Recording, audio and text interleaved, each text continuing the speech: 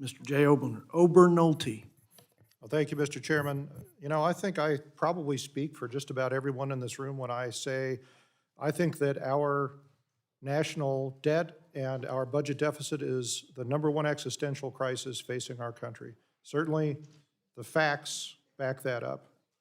This year, we will spend 17% of all federal revenue just paying interest on the national debt.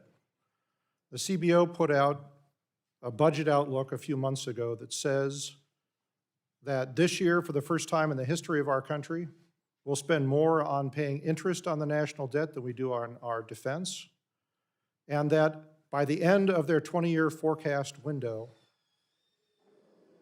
interest on the national debt will have passed every other federal program in terms of spending. And in fact, by that point, 3/4 of all borrowing will go just to pay interest on the money that we have already borrowed.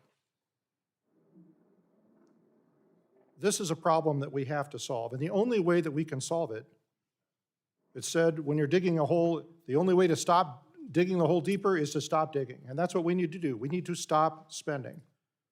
So that's why I was looking forward to this hearing, but I have to be honest with you, Mr. Chairman, the partisan rhetoric that I've heard so far this morning, and I'm sure we'll continue to hear throughout the day, really illustrates why the American public have lost confidence in the United States Congress to solve this problem. I wish that this is a problem that we could solve together. I wish we could all agree that we need to stop spending. This budget resolution that we're considering today takes a modest approach to solving that problem. We're talking about in this resolution reducing federal spending by a total of $1.5 trillion over 10 years. To put that in context, that's $150 billion a year. When we spend $7 trillion a year in overall federal spending, it's extremely modest. And yet, to hear the partisan outrage over this modest level of cuts is just nonsensical. I also have to admit, Mr. Chairman, that I was looking forward to seeing some of the amendments that were offered by folks in this hearing, because I thought this is supposed to be a deliberative body. We're supposed to talk about the merits of what we're doing here.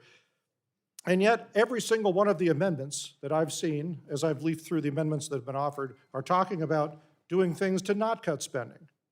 And just to be clear, we're not talking about specific programs here. We're the Budget Committee. All we do is we issue reconciliation instructions to the various policy committees. And every single one of the amendments that I've seen offered today just reduces the number of one committee or another to zero. And folks, that is not solving the problem. And let's talk about some of the other solutions that have been proposed. What I've heard said over and over and over again in the opening statements here is that we cannot cut revenues, right? Well, folks, this year we will collect over 17% of GDP in federal revenue, and that is above average for our country. We do not have a revenue problem, we have a spending problem. And let me also dispel with some of the partisan rhetoric over extension of the Tax Cuts and Jobs Act. If we allow the TCJA to expire, it will increase taxes on over 65% of American households.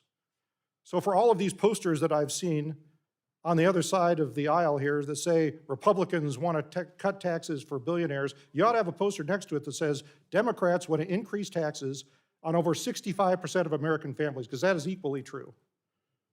So I believe in nonpartisan government. I believe that together we ought to be able to sit down and figure out solutions to this problem.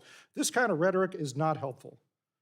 So I urge my colleagues to take a more considered and deliberate and thoughtful tone as we have these discussions, and to let's work together to come up with a solution to this problem, because this is an existential threat, and if we don't solve it, our children and their children will be paying the price.